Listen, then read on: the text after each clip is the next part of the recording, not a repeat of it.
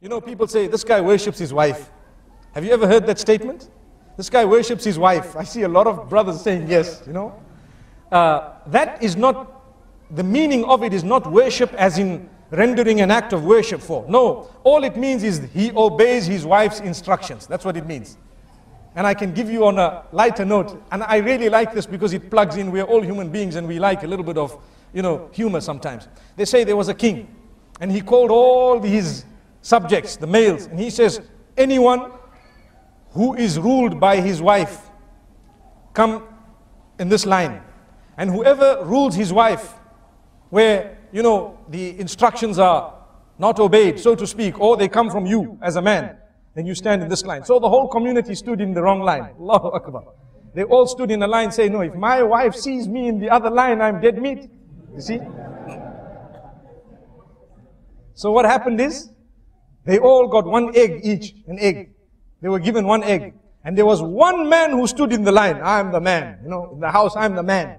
So the king was so happy, at least amongst my subjects, there is one man who has such greatness, you know, meaning he has the quality, ar-rujula, you know, he's a man, you know. So now the king gave him a horse, brown horse.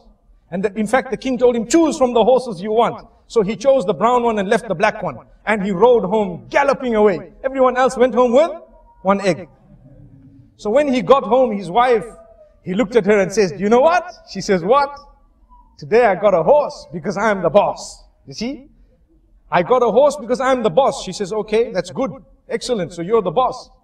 So he says, you know, I was told to choose from 3 horses. There was a white one, a black one, and this brown one that I've actually come with. This was the best one. She says, wow, you look great in it. You look great in this horse, but you'd look greater in the black one.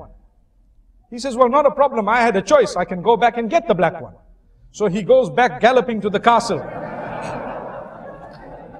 And he says, oh king. The king says, yes, what's happening? He says, I just want to swap my horse. He says, why?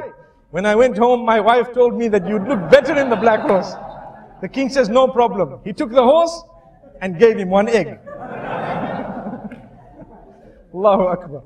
So, the moral of this story is obedience. We're talking of obedience. People say you worship someone when you obey them.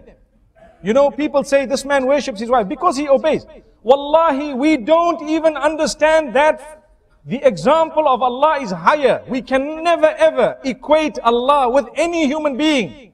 But we need to know that ibadah of Allah subhanahu wa ta'ala is also connected to obeying His instructions. And Allah will not tell you to do something that is detrimental for you. He won't. Whatever Allah has instructed you to do, and whatever He has asked you to abstain from, all of that is for your benefit, oh man. Why is it that we want to look at it and think that this is very difficult when, if someone were to tell us to do something that is not beneficial for us, because we love them, we might end up doing it. Why is it that we don't show higher love for Allah subhanahu wa ta'ala?